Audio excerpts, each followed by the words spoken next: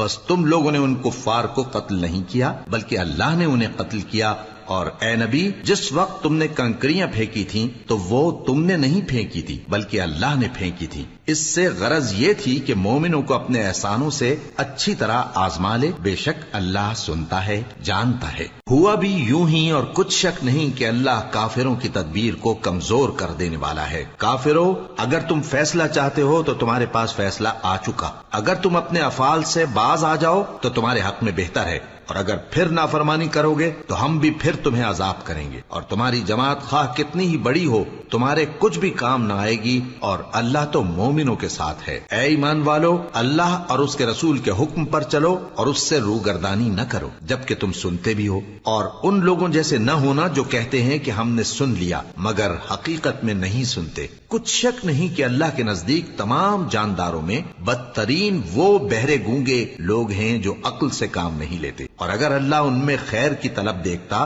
تو ان کو سننے کی توفیق بخشتا، اور اگر یوں ہی انہیں سنوا دیتا تو وہ منہ پھیر کر بھاگ جاتے۔